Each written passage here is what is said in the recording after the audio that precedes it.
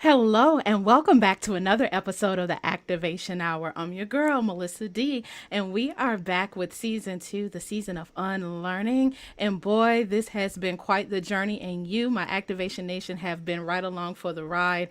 We've discussed everything this season from overcoming people pleasing to emotional intelligence, self awareness, and all of the emotional fields of unlearning. But there's a lot of things we had to unpack personally before we can get to the strides we needed to make professionally. You thrive and you can be your best to scale and grow when the mental health and emotional health components and your physical health are in place. There's some very key ingredients to seeing a successful business, and I'm pretty sure that those who are doing everything they need to do in those areas are excelling. And my guest is one of those people.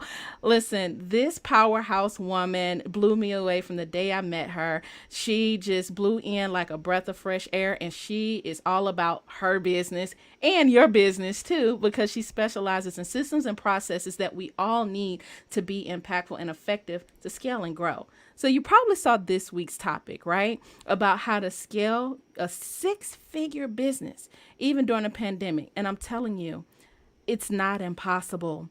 This season of unlearning for me has surrounded me with people that are in the winner's circle. Now, it's not to say if you're not hitting those goals that you're not winning, and there may be a few tweaks, small things here and there to see you hit monumental success. This episode is particularly important to me because I want to shift from some of the things that we've been focused on, from emotional and mental awareness, which are important, but we can't forget the fundamentals. We still have to show up and do the work. My guest this week, Fallon Rice Scott, founder and CEO of F28 Agency, is a business growth and optimization strategist. This powerhouse woman leaped from corporate America in October 2015 right into growing a thriving business, multiple thriving businesses. I've been able to watch her up close and personal as she has scaled out the plan, written her story, torn it down, rebuilt it into something magnificent, and she's done the work. That's the ingredient that we just can't skip. She's a Houston native and graduated from Baylor University with her bachelor's of business administration, master's of accounting, and did all the things we say we want to do in corporate and excel to the highest level. That wasn't enough for this amazing woman. She had her own activation hour where she wanted to transform and do something more, serve bigger, and as we say here on the show, activate at mass. She transitioned with an opportunity at Delta Airlines International Corporate Audit Enterprise and Risk Management, and now doing what she loves to do the most. She's visited over 40 plus countries, and she has retired from corporate America. Yes, I say retired at the tender age of 28 years old. This woman knew the life she wanted to live. And after becoming at the top 28 income earner out of 200,000 people at her company, Fallon launched the F28 agency, where she seamlessly blends her professional audit experience as a CPA turned overwhelmed entrepreneur with her passion for being a catalyst for freedom to help business owners, such as many of you who are listening today, achieve accelerated growth. What I love about this lady, she's not selfish with this knowledge and this information because she's bringing you tools and information through webinars, seminars, masterminds, and so much more. Guys, show some love for my guest this week, Fallon Rice Scott, as we talk about scaling a six-figure business. And yes, even during a pandemic, you're tuned in to the Activation Hour.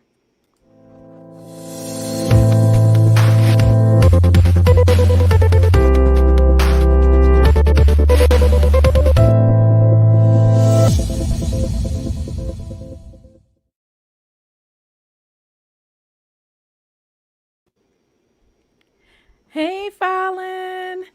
Hello, how are you? I'm wonderful. Thank you so much. Welcome to the Activation Hour. Thank you. I'm excited to be here.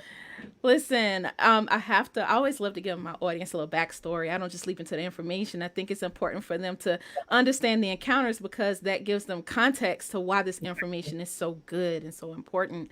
And what's crazy, almost like a year ago to the day, we ran into each other at a co-working space, and that's like where the real work is done. People don't see that part, right? At all. At No. all. They see you glammed up right now, but they don't know the messy bun and the MacBook is out and we just everything's spread out on the table. Literally, if I turn this camera around, yes. You got it. But listen, thank you so much for being so willing to come on after announcing such a monumental news. Not once but twice. Like you were like just hitting us with like these Beyonce announcements back to Oh back. God, Like I had multiple six figures and everybody went crazy on social media like thousands of people engaged. Like, wow, congrats. And I love to see that you've really fostered a community that celebrates the wins, but yeah, you in turn celebrate other people and give them the tools to win. And yeah, then I turn around and you had another announcement. yes. We Yeah. do. Yeah, baby Scott is on the way. Yay! We are Woo! super excited. There has been a lot, and you talk about behind the scenes, and it's like, scaling to six figures is hard. Scaling, beyond that, scaling in a pandemic is hard. And then also scaling, you know, while being pregnant and doing all the first trimester things is even harder, but we're resilient and there are so many things that we can do that you don't think you can do. So yeah, we're excited. I love it. I when I saw that post on Instagram, I love that we have a space here at the Activation Hour where stories can be heard, and we always strive to talk about purpose at work and in the world, Mm, and a behind the scene glimpse because people see the social media posts and they don't get the full picture. yeah. And I was talking to another fellow coach the other day, and she posted the realness. Like she was having a really bad day, and it was like the ugly cry face, and her Mhm. real face, not even a meme or like a Yeah. gif or Yeah. whatever. Yeah. And she's like, they need to know the whole story. And Yeah. immediately, as a fellow really entrepreneur, because I still work in corporate and in entrepreneurship, and I said, I know the story. Like you've sat with me and said, hey Melissa, just this is, you just got to go and you got to have a plan and you got to have Yeah. strategy. And I've seen you consult with people and really break down the business and build it back up. And it's the grunt work that people don't Mhm. want to do. Yeah. And that's just the reality. Everyone wants to talk about like the exciting part of being with the client, but what about the system to even get the client to you? And so Or to I fulfill said, it once you got the client to do yeah, the to do the work. work. Yeah. And when I saw you say, okay, I hit multiple six figures, yes, I was cheering, but so many questions came to me. I said, wait, but how? Like people they see the what, but do they know and respect the how? And I Mm, know that you are very systematic, and I wanted my audience to hear it yeah. firsthand. And I know that it's not as complicated as they or we think. So Yeah. tell us more about why, like, how did you get here? I know that's a loaded question, Fallon, but It how did you get is. here? It is. I actually, it's so funny you were talking about purpose. I'm not going to give away the name of my book, but been working on that. Hopefully, we'll be wrapping that up and announcing that soon. And it's Nice. so much about. It's not even about purpose. I don't want people to think it's like this feel good book. It's not, but Okay. it's really. It's so important to me, and it's really guided my very unnatural, uncommon path. And I cared about feeling like I was in my purpose. And I Mm-hmm. think that a lot of times people get that luxury, right? When I think about Maslow's hierarchy of needs, Mm-hmm. you just do what you need to do, right? I've got to survive. I've got to pay the bills. I've got to get the kids to school. And you don't think about, am I living in my purpose? And so for me, that gnawed at me. I didn't like when I was in corporate and I wasn't feeling fulfilled. It started off more financial. I Mm-hmm. had a lot of student loan debt, six figures in student loan debt, 240 Wow. grand to be exact. I only took Wow. out 100, but the loans that I got for going to school for both grad and undergrad started compounding interest like crazy. So I went from about Wow. 115 grand to 240 grand in less than 5 years. Jeez. So I very unconventionally and very after much research and a bunch of pushback internally, not too much pushback, I make decisions really quickly. Decided to do very uncommon network marketing, direct sales industry, really as a side hustle. I needed an extra $2,000 a month. And as you mentioned in the bio, it went very well. Within 5 months, I had matched my corporate salary. So by 6th month, I left. So that was October. So literally a year, 5 years ago this month is when I left corporate America and have been on my own ever since. So um, that was the first real shift that got me where I am. I did not know that I would end up, being, number 28 in the company. That wasn't what I set out to do. I just needed to take care of myself. But the skills that I learned in direct sales, um, and the systems that helped me to not be overwhelmed during that scaling and climbing literally so quickly in the company, I was able to apply to business. Now, it wasn't all clear from jump. I didn't say, oh, this that I'm doing right now is going to serve me over here later, and I'm going to be able to serve entrepreneurs. But everything that I learned now is what we apply in my agency to different business owners. So really getting in debt, not having an option, having to say yes to something unconventional, and then working that thing like it was my only option because it was literally was the catalyst for where we are now. Wow. The audience is like cheering you on. Naya in Kansas City says you go girl, congrats. Yeah, it is it sounds like this fairy tale dream. Like, there are millions of people who go into network marketing companies or any business for that Yeah, matter. But particularly, this is what people, I didn't have this necessarily as a predetermined question, but I think it's very appropriate when we talk about that shift in network marketing kind of being that to what I see as a stepping stone for you, and starting an agency. And many of you may have had that experience of connecting with or, having your own network marketing business. One, you can say all you want to about any network marketing company, but they have systems. correct.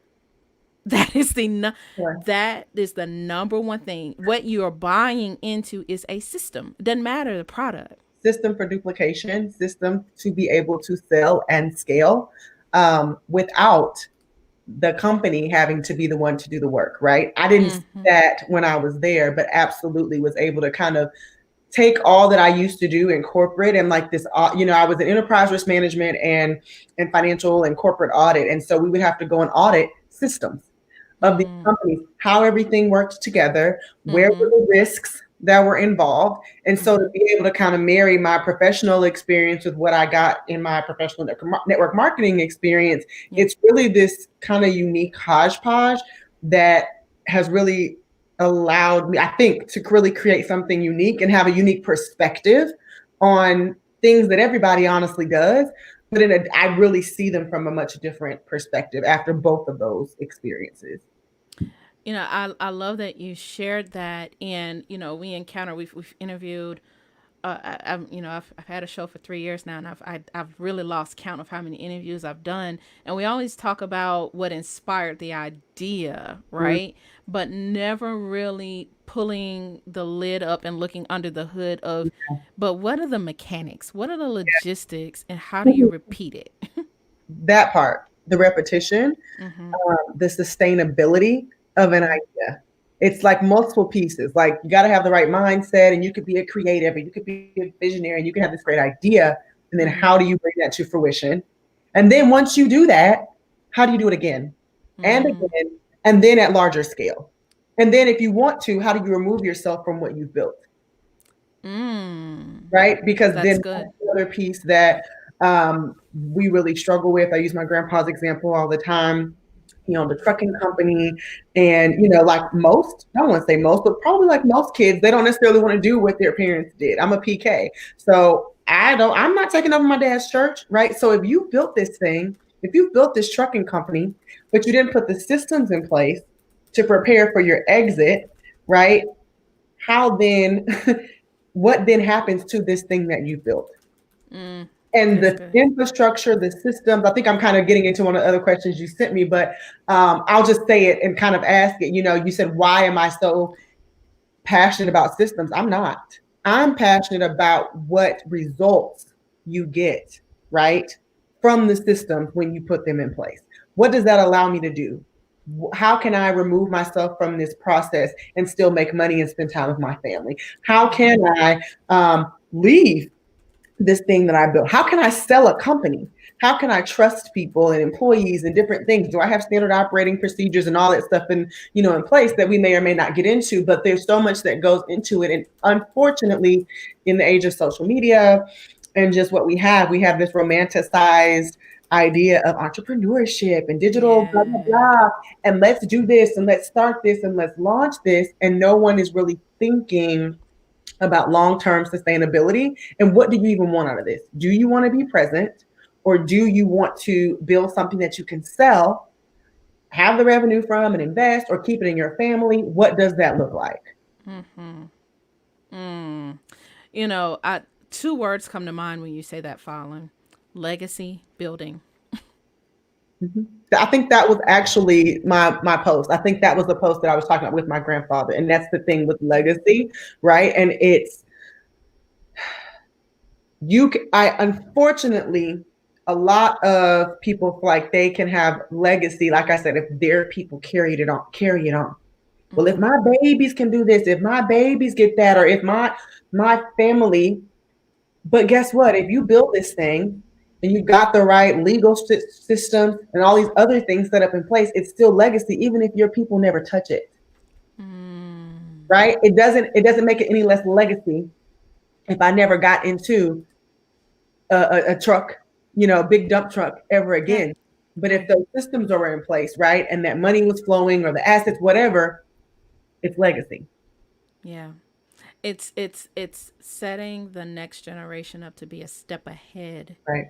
of where you are, leaving them something to start with. It Yeah. doesn't always have to come from struggle at some Yeah. point, That's right? yeah. But Right. That's but what I will say, mhm. somebody's got to struggle in doing the things that they don't want to do. Systems are not sexy. Infrastructure Mm, is not sexy. Setting up standard operating procedures is not sexy. None of that is sexy, but that is what is sustained. That is what's going to build something that is sustainable. And unfortunately, we're getting to this area where everybody's woke. We want to leave mm, legacy. We want to do these things. We want to make sure that, our kids don't start from struggling where we are, but yet we're not willing to do the struggle work and the yeah. work to sustain what we have built. Wow. Wow. You know what hit me? You gave some statistics. I'm gonna get to that in a second. Because I want to build a bridge here. You were willing to do something very risky, Mm-hmm. that people only dream and dare to do. And we talk about that quite a bit here on the Activation Hour about leaping and what that looks like. And I remember a conversation, to quote, it was me, you, and Aunt Oxley. We were at a co-working space, and I remember he said, "Hey, you leap, but you burn the bridge and you don't go back." You remember that Yeah, conversation? yeah, And I'm yeah. thinking back, if I could just sit, and if I could have observed that season for you, like Mm-hmm. in 2015, and you shared with me the backstory about the promotion and all that stuff. Share with our audience what that was like, the build up to the leap, and then the after effect. I feel like, I'm not the exception. I should have asked a little bit more research about, your entire audience, but like a lot of women, like Mm-hmm. a lot of women of color. There's just discrimination in the workplace. There are expectations. The fact that I'm on here with braids right now, I would have never, right? Yeah. Unless I was going on vacation, and I was going to be in Africa for a week or something like that. And even Yeah. then, I would have gotten leave, right, with my coworkers. There's so many little things that Mm-hmm. never, again, felt like I could be myself or in my purpose. Yeah. And so I was getting frustrated. I was getting really agitated, literally like an agitator in a washing machine. Mm-hmm. And there were a lot of things that were going on in my department with my managers. And it's funny, I was sitting here, I've been reading Scaling Branson Style from Founder Magazine. That's good. And one of the, of course, quotes and biggest thing is people do not leave their jobs, they leave bad managers. And that's really the situation that I was in. And so I was very frustrated. I actually got this huge promotion with another department, and then it was Mm-hmm. kind of pulled from under me. So I think all of those issues compounding with I am more, I'm worth more, I have more to give, and I Yeah. am stuck. Wow. Fallon doesn't, I don't do stuck. I don't do stuck.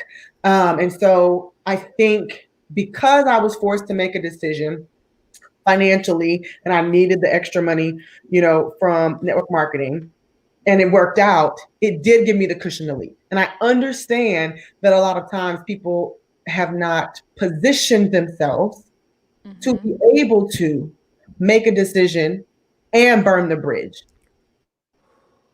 right? If I would Ooh. not have made that decision 5.5, 6 months prior in April, if I would have made the decision and monkey butted around for six Mm-hmm. months, right? Once I had reached that limit, I would have still been stuck. Mm.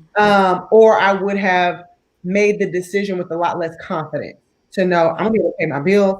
I'm gonna be able to do what needs to be done. I'm going to make this work. So I want to, acknowledge that, of course, there were some compounding things that were happening, external factors, but internally, I've been a very self-confident person my whole life, and I Mm-hmm. do not want to not acknowledge that fact because I understand that your mindset and your makeup will also keep you stuck. Mm-hmm. I believe in me. I trust me. I do what I say I'm going to do. And therefore, I was able to make that decision as well to say, this has to work out because I know how to work. Oh, this has to work out Girl, I'm over here like, I because need to tweet myself. You put my.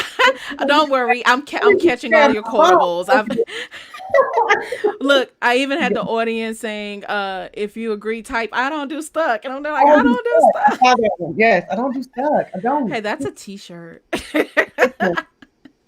Write it down. That's your freebie. Yeah. But that's so powerful. I mean, the mindset.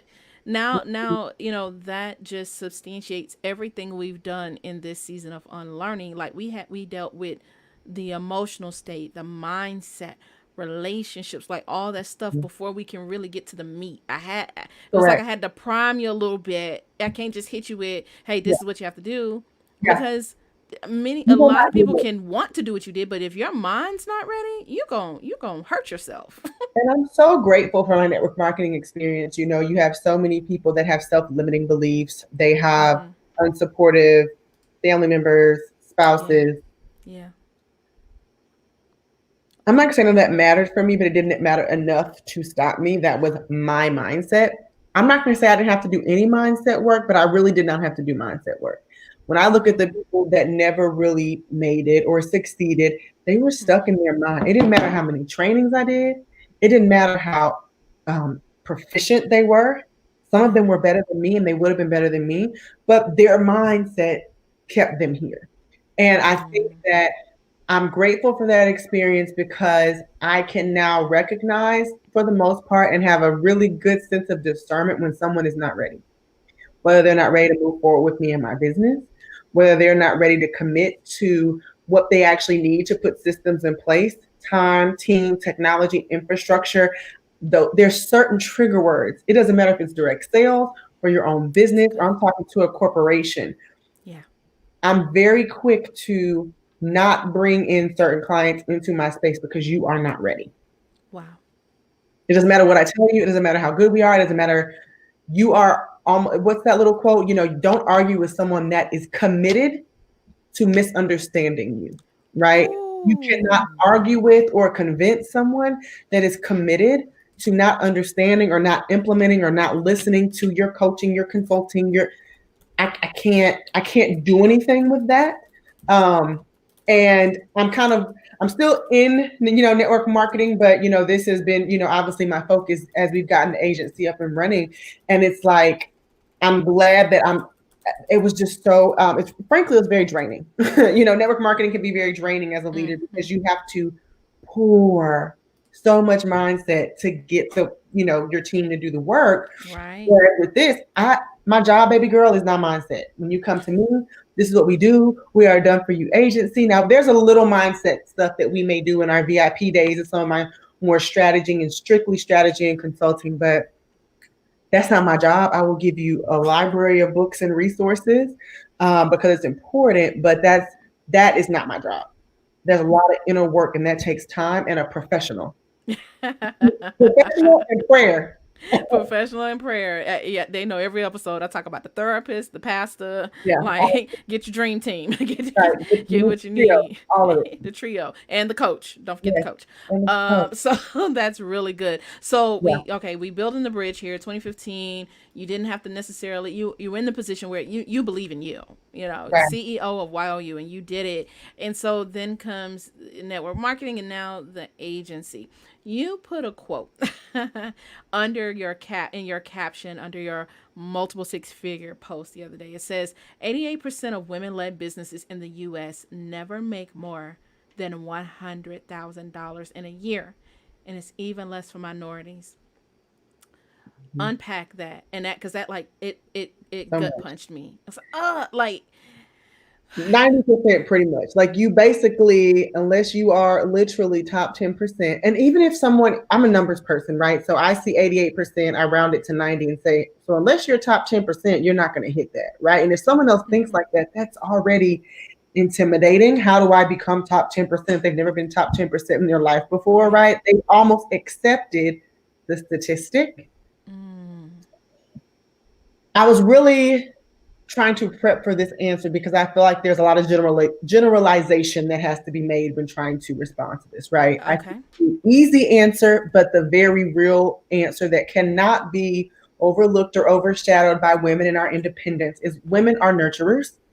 Women are typically emotional and more emotional.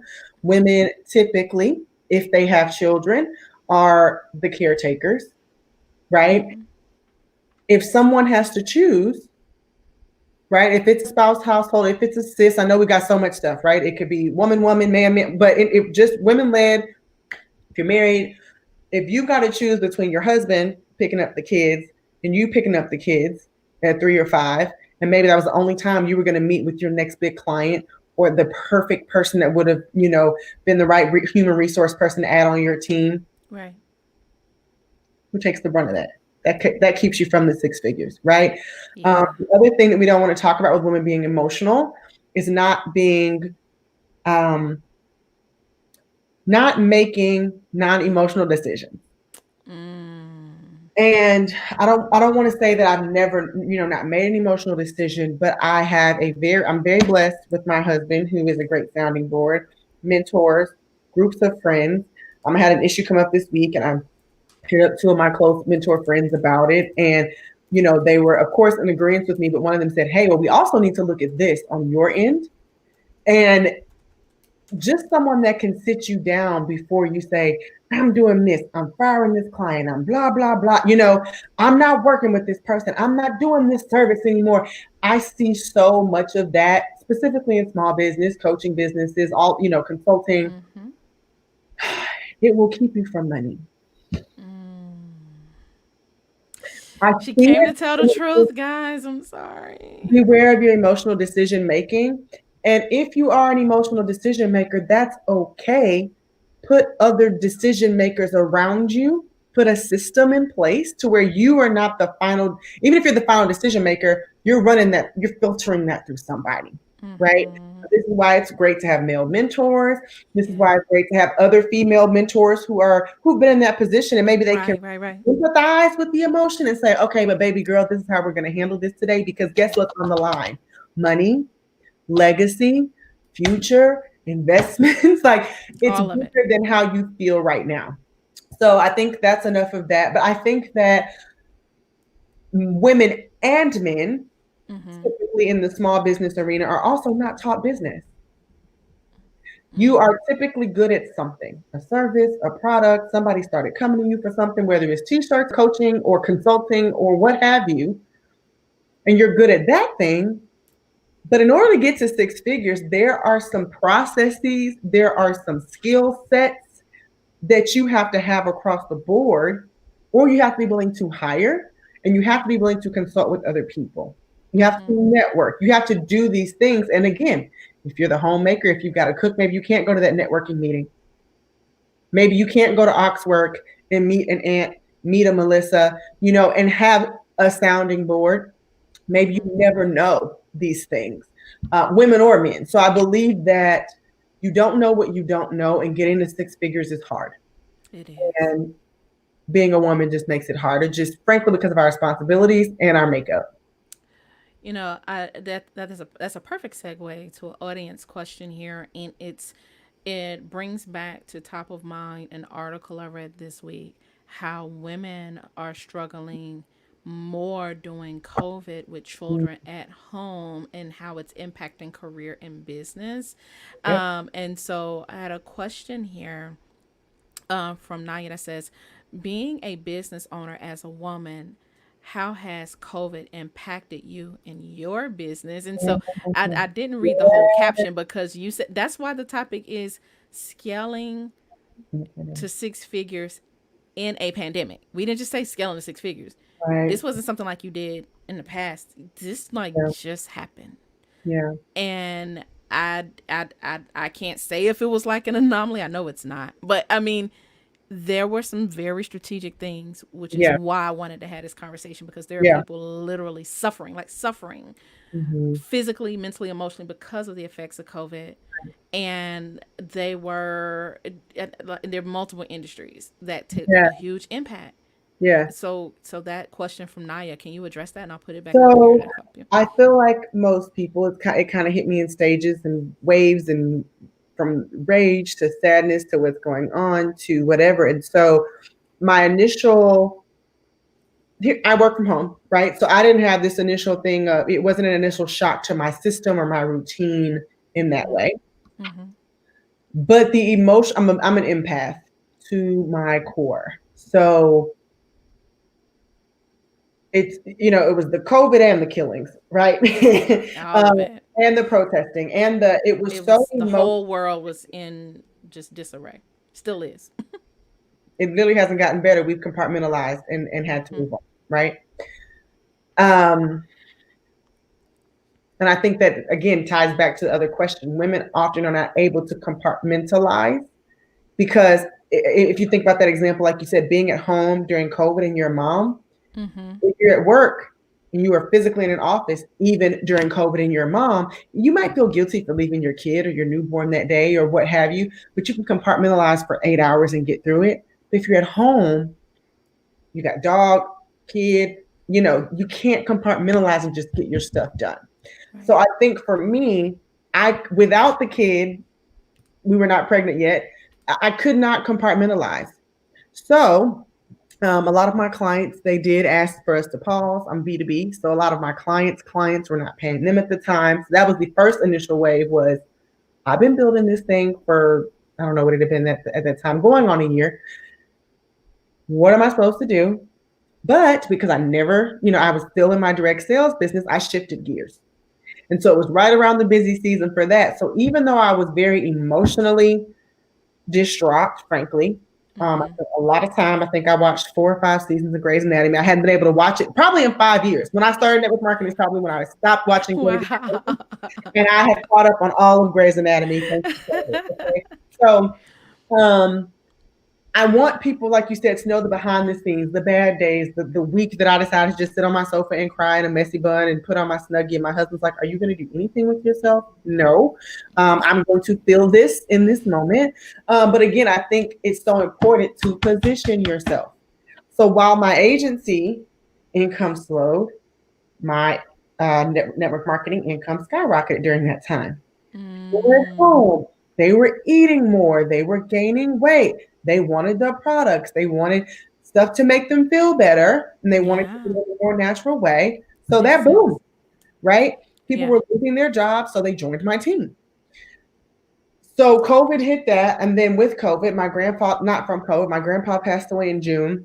I Mm-hmm. had my sulking moment for at least a good month. My dad and my mom came back and lived with me for about a month here in Atlanta after that. They needed a sabbatical. My dad's been pastoring for since 1996 and has never taken a sabbatical, so he needed it. Wow. And it was hard because seeing him, big, strong guy, never really breaks down unless he's, in the spirit or something. So I could just be at my desk trying to work and seeing him break down or having to go outside about his dad. It wasn't just we buried him and this is sad. It was waves, of dealing with Yeah. that plus Yeah. COVID. And I couldn't do anything with my team. I really couldn't do anything with the agency. And Wow. then July 1st hit, and I'm not an anomaly. I saw my friend Tiffany do a post that she had made 100K the past 3 months. And I'm a very competitive person, but it actually wasn't out of competition, which is why my husband said, "Are you really going to post it?" We went back and forth. I knew I was going to hit it by maybe 45 days into this 90-day Uh-huh. situation. And I said, I've been so transparent on my journey. I've You have. showed every time I've paid off debt. I've showed every time good decisions, bad decisions, happy, sad. And I said, the reason why I even had the thought on July 1st to say, I'm doing 100K this quarter is because my friend did 100K that quarter. Mm. So her posting her 100K balloon said, I can do this, right? Wow. But it allowed that set up, and I'm not going to get into everything. I'll say that for the webinar, but COVID allowed me to have my moment, accept what was here. But because Mm-hmm. again, I positioned myself, I was fine because we had this rocking over here. Mm-hmm. And then you have this life hit, Hmm. losing, a loved one, Yeah. and then another person right after that. And then I just said, I just snapped out of it. I guess I don't know. I literally felt like on July 1st, it was January 1st. My Mm. mood shifted. Everything shifted. I felt like me for the first time since March, and it was Wow. just go time. So I'm very big on. I'm not going to tell someone, don't sulk, don't do this. Girl, if you need a day, you might need a week therapy. My therapist helped. Mm-hmm. Who said this is something that we none of us have gone through, so just feel the feelings, right? But at a certain point you got to get up. Yeah. you know and I, like I said, I still worked and pushed through, with my direct sales business for those months, but the shift came and it was like, it's time. And Wow. my grandpa at his funeral, the eulogy, the title of the sermon that my dad's brother, my uncle, preached was, "Don't leave here with your work undone." My grandpa was a handyman. He literally built on extra rooms in his house to house my other family. And the thought that I had not finished my book, the thought that I built this agency, I could not leave here. People were leaving here Yes. like clockwork because of Yes. COVID. Yes. One of the girls on my team, we were the same age. Her birthday was, I think, 2 weeks before mine. Completely healthy, no COVID, nothing. Dropped dead at 32, a few days before both of our 33rd birthday. Wow. So to make this decision to not leave here with my work undone on July 1st, I just had to get back to work because I know that I'm here for a purpose, and I can't sit here and allow what's going on around me to not allow me to do my best, whatever it is that day. If it's sitting in bed and that's all I can do, that's fine. But if I can do more, then I'm going to do more that day because I don't want to leave here with my work undone. So that was really the shift. What I felt like with COVID, out of COVID, and then realizing with COVID, people are dying every day. I literally could be next. Is your book going to be done? What legacy are you going to leave? So that was important to me, and I just got to work. Whew. I I had to sigh because we talk about that in previous episodes about the fight or flight and how many people revved up out of that same sentiment of Yeah, wait, I can't go yet. I can't. This can't happen. The world cannot implode. I have things to do. And then there were those who shut down. But then it's like you hit on it multiple times to paraphrase that you have to put yourself in a position to have the freedom to sulk. Like you had the freedom mm-hmm. Yeah, because there were yeah, yeah, yeah. mechanisms in place. I don't want you guys to miss that. That's You good. had mechanisms in place where when one business was down, you had another business that was up, which just means you had multiple streams. You weren't relying on the one thing, which oftentimes the job is the one thing. Right. And really, when we talk about scaling and growth in six figures, it's less about the money. The money got your attention. That's why you guys are watching tonight, other than the beautiful Fallon Rice Scott. It's really about the freedom Yeah, that yeah. if I want to lay on the couch, I can lay on the couch, and if I want to get up, I can too. And because I've put some mechanisms in place. And that's what the F in F28 stands for, Talk is about it. freedom. Talk about it. Um, I actually have it right here in my planner, and I do a vision to fruition workshop, masterclass all across the country. We were supposed to be in Kenya and Mexico this year, and COVID ruined that. But um, I talk about, what are your core values? And Mm-hmm. a couple of mine are freedom, abundance living. And that doesn't just mean money. Um, that has been, when I look at my life, that has been the core of what I cared about, was having the ability to be free and do me, Mm-hmm. not being stuck. Not being stuck. I'm not stuck. Financial freedom, right? The freedom. People say, "Why have you been to 40 countries?"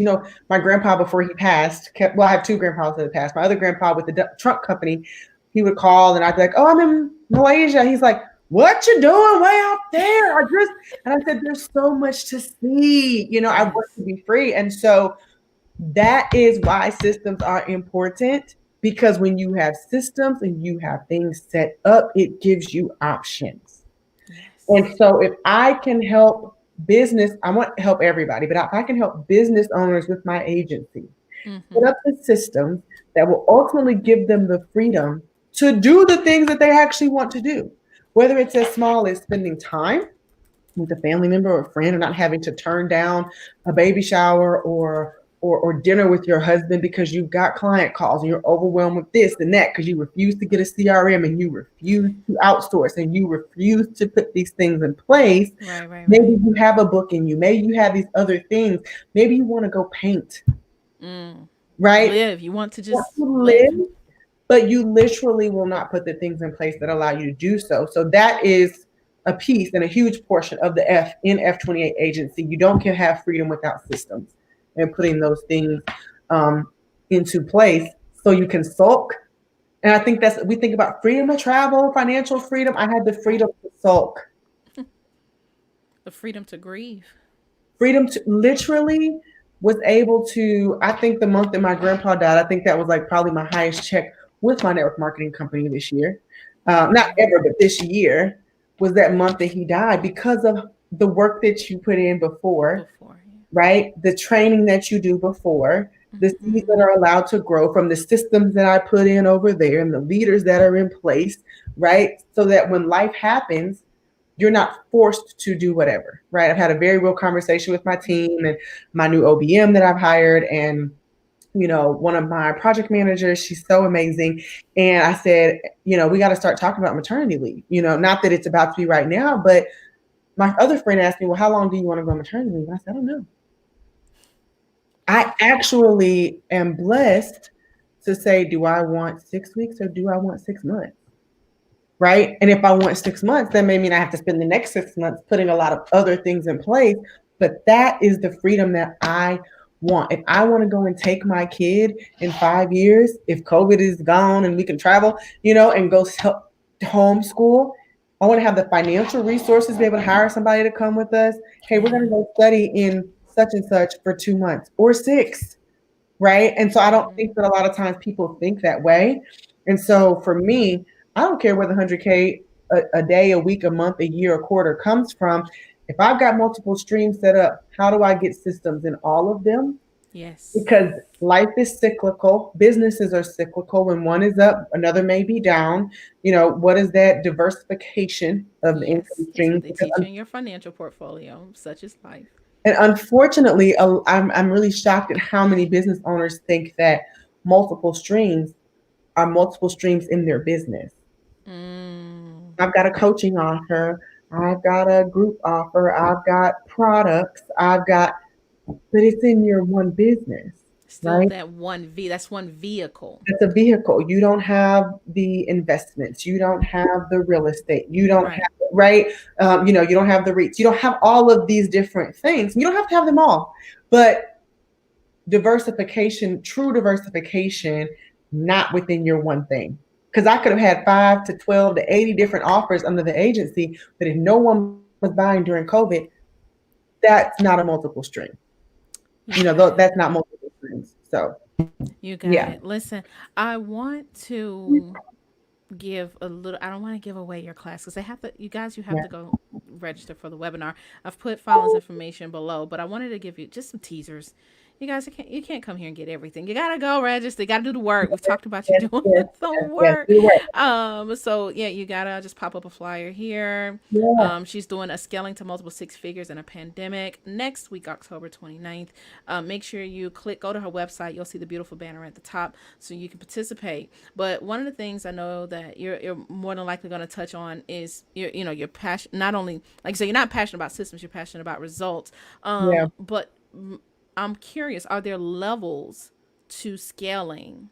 And then yeah. how do we know when it's When it's time to time. scale? So yes and yes and yes. There's not a right answer, right, for everything. There are some good indicators. So yes, there are levels. There's levels to this, right? There's levels to Um, this. if you are, um, we'll just go with typical, not typical. Who I see the most right now, coaches, consultants. You're Yes. starting up. Typically, it's just you. So you're the marketing. You're the You're all every of department. human Yep. resources, your department, your client fulfillment, your this, and that. Okay. Not anymore, but yeah. Once you, a couple of things, and these may not be the first two or the only two, but these two right here. If you have a repeatable offer that people are continuing to come and pay for, Yes. and if you can no longer service all of the people who are coming to you for that offer or that product, even if you are product based and not service based. So if you think about, oh, I'm starting a little, I'm selling my book, or I'm selling affirmations, or I'm selling T-shirts. I can handle it. I've got inventory in my house and my basement. I can be shipping and receiving and this and that, right? Mm-hmm. When you are no longer able to handle the fact that people are continuing to ask for this product, that's a good indicator. Um, Mm-hmm. that it's time to scale and get some help, right? That means Wow. your current infrastructure can no longer handle demand. If you are missing out on money, if you are turning away clients, if your customer service experience is starting to go down, if you are inconsistent with your deliverables, your system is not strong enough to support what you have built. That's good. And the last thing you want to do is to have a great product, great service um, that is being diminished in value, not because of the service, but because of your systems cannot support where you are. Mm, That's a word. I don't that's like a to whole see it. word. You hate to see it. You hate to see it. You've got a good product. You've got a good service, but your Whew. infrastructure cannot support the growth. And I'm not going to talk Yeah. about it too much, but I have and am even going through it. Right? We had to go from like a two-person team and some contractors to, you know, a lot of people on the org chart in 3 months. Yeah. No, don't turn away business, Rhonda. Get your systems together, girl. But I've that's an experienced indicator. it. It's a real Yeah, thing, and it's the inclination to say, "Well, I can't hire right now." Whatever. However, you need to do the opposite. Like, yeah, absolutely, you need to mm, put the people in place. Like right now, I, right now. um, Because I if, told if that people are story. coming Mm-hmm. and you're turning them away, I tell people all the Don't need time, people. take a day, do a VIP day with me. Take a week, shut your stuff down. If they want it, they'll be back. Right? Let's just step away for a quick second. It's like have this book called The Last Arrow. If you think about a bow and arrow, you Uh, gotta go backwards in order to release and catapult Woo! right into this next. Yes. But you're saying, Yes. I'm so overwhelmed, the tension, the tension, the tension, and you're not willing to just take a step back, whether Wow. it's a week, whether it's a month, to then actually allow the growth and the scale to happen, right? And so you stay stuck because you don't have the systems. Uh, Mm. and like you said, to go back and address the levels, there's that kind of introductory level where you're just trying to sustain, you may be hitting your first little peaks of growth. And then, of course, you've got the other pieces, which are like, okay, we really are, maybe especially if you are product based, you may need to really be looking for investment or capital to really start to get different technologies, warehouses, CRM systems, inventory management, things that cost money that you are scared to do Yes. Okay. But if Yes. you have built something solid and if you hire the right help, it can propel you forward more than what your brain can even imagine right now, because you are doing everything. You are in the details. So you don't, people say, I don't see how this is going to work, Fallon, and you're not going to see. You're That is not going really to. where my overarching audit experience comes. I did not know this at the time. I was just 20 something thinking that I'm out here looking at all these big systems and stuff for these companies. I learned how to look at this whole system, but then identify all the little risks, bottlenecks, issues, and how it affects the overall operations, Yeah. overall revenue. Yeah. You're not going to see that when you're in the minutia. You're too close to it. You Close. you literally, Fallon, I have this analogy with my team called the skydiver, the mountain climber, and the marathon runner. Mm, And each team member has, like, that's their nickname. We identify who does what. mm, As the CEO, as the founder of something, I need to stay 30,000 feet in the air to see all aspects. Because I if I'm have too to. close to the ground, then I can't remain on the mountaintop. I can't remain in the sky to Mm, dream and to mm, continue to move forward. You need a mountain climber, somebody who knows how to start at the bottom and work their way up repeatedly for you on your behalf. But that person at a certain point can only reach a certain altitude and they have to do it over again. And then mm, there's the marathon runner. So you need someone who can be consistent and, for lack of a better mm. phrase, the grunt work. They I know was how to about to say press they're the doing work. different work. They're Yep. going to the marathon run. You need, it's almost that, to me, that's my Mhm. triathlon. They're the real heroes, Yeah. so that I can stay up here. Yeah. Yeah. I wish I could remember where I read it, Fallen, but it said that the most millionaires have, like, literally, to hit that million, they had to hire at least 7 to 8 people, so Literally. that you're freeing up brain space to think. You hire people to do so that you can think. You have to be the thinker. And you have to be the decision maker. Ah, If you are not making decisions, you are doing the manual work. mm-hmm. And it's funny that you said that, because that's what we've done. We've hired so many people in the last I think the end of July, August was our first big. And it's like they kept coming. I told my husband today, I said, I'm so grateful for you. One of my project managers, I actually hope she sees this. She's not big on social media. I saw a message that she sent a client that had a VIP day with for a new service that we're launching. We're beta testing it. And I read the email and I just smiled. And I said, I screenshotted it and I dropped it in our Slack. And I said, I can trust you with my clients. How thorough you were, the tone. It wasn't, the client wasn't, well, why are you talking to me and not Fallon? And I was able to stay where I needed to stay. And I've got her as my mountain climber. She's been able to be down in the weeds and do all the things that I was doing, but now she can properly articulate, handle things with the team that allows me to stay where I need to stay Absolutely. to grow the company. I can't put Mm, out fires all day and do the work, you can't. right? Um, if you don't have the right people, I actually had this page open. I said, I got to talk about this Is page. that still founder or what's that? This is from Founder, yes. Okay.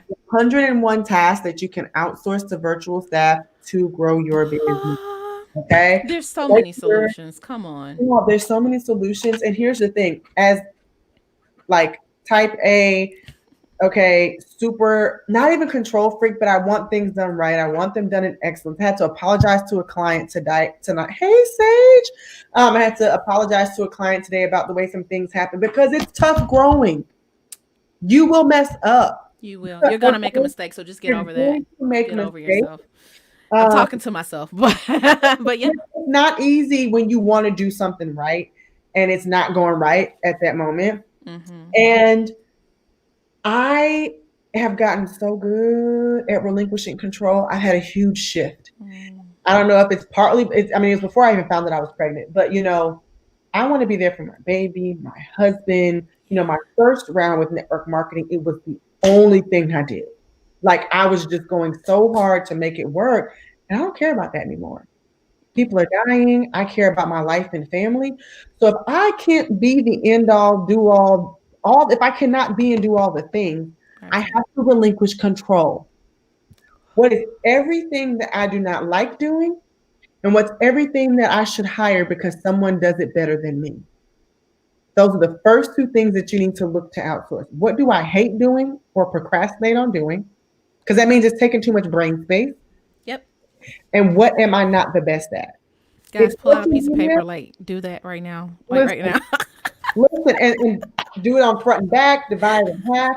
Everything I hate, I actually normally do it in quadrants. What's everything I'm good at? Mm-hmm. Everything that I'm good at? No, it's like everything that I love, and I'm good at. I love doing it, but I'm not that great at it, right? I hate doing it, even if I'm good at it, right? So you need to kind of put those things in the quadrants and figure that out because those are bottlenecks. If it's going to take you 45 minutes, baby girl, and think about a caption, go hire a social media person. Come on. Okay. There's literally no reason for you to, that is, streamline that process. Put it on someone else, and then you make the final decision to where it comes through you and say, yep, this one's good. Put your spin on it. The copy's already there. Edit You it. got it. Boom. We got 30 days of captions ready to go. Right. You And that's got a it. simple one. But hiring, outsourcing so that you can do the thinking, it will keep it will, not doing that will keep you stuck. The other thing It, that I will say yeah. about that, you cannot hire people and not tell them what to do and expect them to know what to do, Yep. expect them to know your brain. And this actually, I will tie this into your other questions so that we can at least be somewhat moving along. Why? I think the question was why are, you said, I think it's like 99% of my clients Yeah. do not Yeah. Yeah. document, Mm-hmm. they never documented their processes from beginning to end. Exactly. That you have that. That's like the first thing you see on your website, and it's like, oh, I'm one of those. I'm 99%. You know what I Mhm. mean? So let's address that, and just so the audience knows Yeah. how we frame that, 99% of your clients, Fallon, have never mapped out their process from start to finish. It's amazing how we can work for corporations, and the first thing during our onboarding, we get what? A standard operating procedure. You Got can't go into a franchise. Come on, E-Myth. You can't go into a franchise with that. Like, literally, it's off the shelf. I can walk into a Chick-fil-A. We adore their customer service, right? But then we won't do the same practices of, like you said, the bow and arrow. Pull back, put it in paper.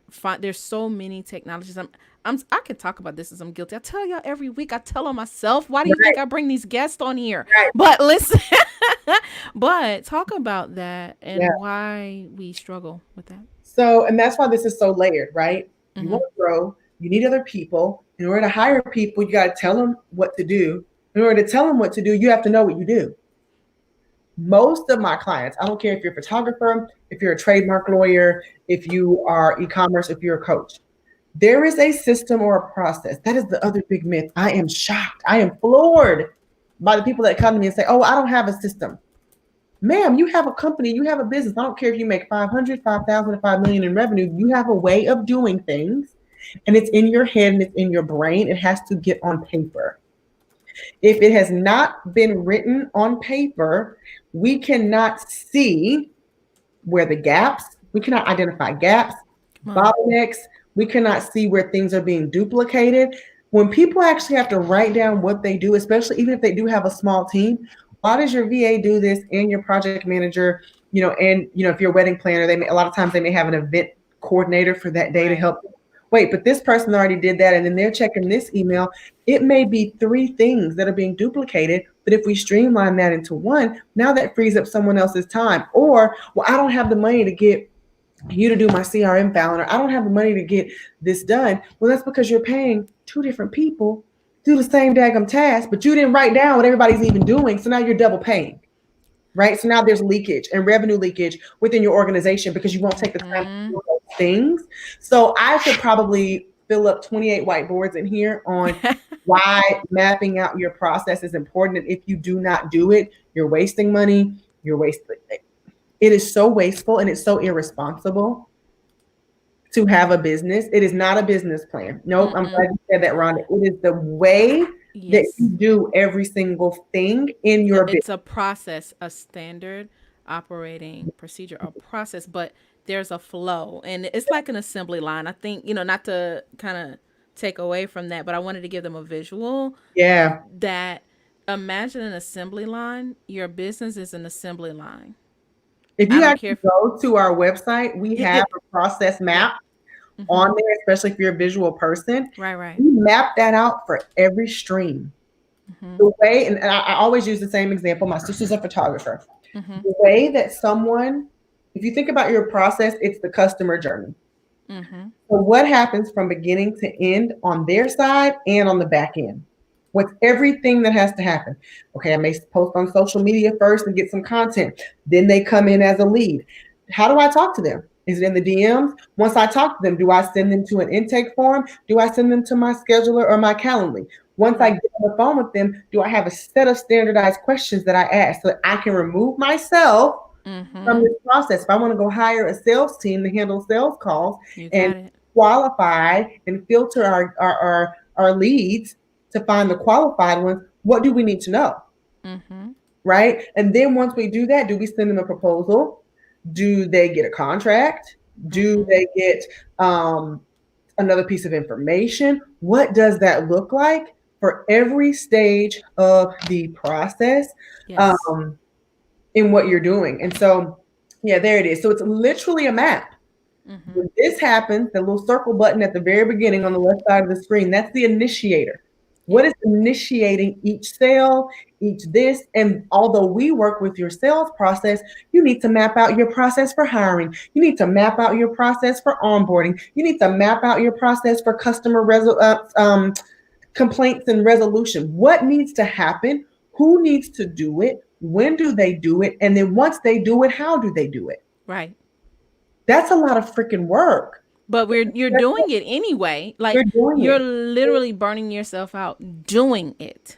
And the difference is you are the sole decision maker. And a lot, what happens when people have to map their processes out with me, they have to articulate why they make the decisions that they've made in their business. And what they're able to see is, well, I did it this way this time. I did it this way this time.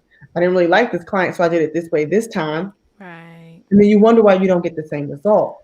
When you Oh. standardize your process, when you turn into a Chick-fil-A and you say, here's my business, I can sell it to anyone, I can hire anyone, because if you can read, and you not just if you can read, you need to hire the right people and vet them. Okay. Yeah. Uh, Yeah. I hired some Gotcha. people through my friend Amber Aziz's recruiting agency, right? Everybody that I'd ever hired before, I'd gone through some other platforms and things like that that I've known before. But guess what? Fallon was not hiring this time because I couldn't afford to get it wrong. Mm. So I don't have the time to read through 8,000 things. I had a call with her agency. This is what I'm looking for. This is what I need. They vetted the candidates, and I got to interview them. Now I get to come in and do what I need to do, and I don't have to worry about the rest. Right? If there's anything that I became a pro at, so I'm kind of giving y'all a little bit of the webinar, like Just a 1%. little, but you still, guys, don't cheat. This is not a cheat code. Go take the Go do the whole webinar. thing. But I knew some stuff would come up, and that's fine. But outsourcing, using people that are professionals. I have not had to hire before. So if I'm serious about scaling, let me get someone whose specialty is hiring. And Because now, we try to do everything. We want to put our hands on everything. I've seen some founders cripple themselves. I call it founder syndrome. yeah, Um, yeah, good. and so, guys, listen, go click the link. This woman, I mean, right below, go at the Fallon Rice, I F28 wasn't trying to agency, be Freedom extra, like the 28. other one was taken. Huh? I wasn't trying to be extra. The other Fallon Rice was taken at the time. Like nobody has the name Fallon, and it was Girl, taken. you've earned the D in front of that name. When you're you've earned it. You've earned all six figures of it. So listen, I there's so much. I feel like I need a part two. You've been I know. like I'm like leaping because I know what this is doing in terms of what you specialize in. F28 freedom. I think there's Yeah, I know you don't specialize in mindset, but that we had to go there tonight and bring attention to. You made yeah, us look at the thing people didn't want to look at, which yeah. is the systems. And you said systems are not sexy. You don't even like them in terms of passion, but you understand the No, results. And that's the thing. This is we spend too much time on what we love and Marketing. not what I want a new produces. logo. I want a new website. I That's want the a pretty brand stuff. shoot. Get your brand shoot, baby girl. And when the brand shoot works, when the marketing works, when the new website works, and you got all these people coming in, and your system cannot support it, and your infrastructure can't support it because you did the cute stuff, and you looked like you Ooh, were ready, and they came. and you weren't ready. That would be tragic. Tragic. So, contact Fallon Rice Scott. Um, I'm gonna pop up the webinar flyer here. Don't miss it. Um, Yeah. run like run after we finish this episode and you share. Go sign up for Scaling to Multiple Six Figures in a Pandemic next week, October 29th, 8 p.m. Eastern. You don't want to miss this. This was literally a teaser for the entree of that webinar. Fallon, I honor you so much for sharing some space with me on the activation hour. Huge Thank congrats to you and your hubby for baby you. Scott.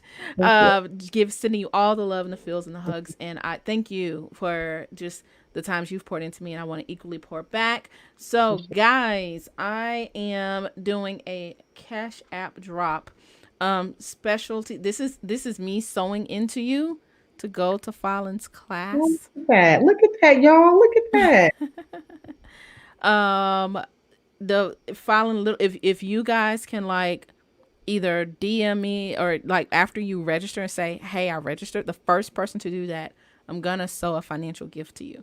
I Mm, believe in rewarding people that take action. look at that. I'm gonna make sure I go hurry up and share it. And of course, there's no lying. I got the timestamps on who registered after she said that at 8:08. First Okay. one, like, and see, there's privileges to being live, to being Well, here on I'm about time. to If you say I'm have to gonna replay, put I'm it on. sorry. I say I'm gonna put it on my little Instagram Yeah, right now. Right right now. now. Little financial seed coming. She said she's going Financial to seed. I mean, sow. I set it aside because I believe in like God, even you know God rewards action. People, everyone wants manifestation. Nobody wants obedience. Yeah. Run, run, Yeah. run, run. That's Fallen, awesome. thank you so much Thank for you your for having time, me. guys. Show her some love. How can they connect with you? I mean, the contact is there, but just tell our audio audience how they can connect Yeah, with you. Instagram is my jam. So Facebook, I try to stay out of the messenger. It's just a lot. Facebook is a lot for me. So definitely, I would love to. You know, if you have a business, if you're not quite sure if we can help you with the agency, we kind of just redid our age. We took a lot of the stuff on the website down and made it much more simple. Got some Hmm. character avatars on there. You It's can read amazing. their little blurbs, their little stories, and say, "This is me." You can Hmm. kind of see how we have helped those people. And then we have a free consultation, of course, that you can see if we're a good fit. And if not now, possibly for later. So obviously you connect with us there. And absolutely you can follow me at the Fallon Rice. Our Facebook, our F28 agency Instagram, we're finally about to get that rev back up because I couldn't do it all. Yay. So we've got some social media and a lot of things that will be coming over the next 90 days to really keep you guys engaged over there. But I cannot wait to connect with you and thank you again for having me. Awesome. Guys, if this episode activated you, stop right now, subscribe, and share. You don't want to miss one nugget that we're dropping during the season of unlearning. This was episode 21 with Fallon Rice Scott. You want to check out the show notes. I have all of my notes typed up and ready to go. I give you the cliff notes, okay? Make sure you go to the activation hours, subscribe not only to the live video cast, but our audio podcast on all platforms where podcasts are streamed. Guys, you've been tuned in. Make sure you drop a review. We want to keep more great content and guests coming your way. Thank you so much, Fallon, for joining us. Team Activation Nation, stay activated. I'll see you next week. Bye.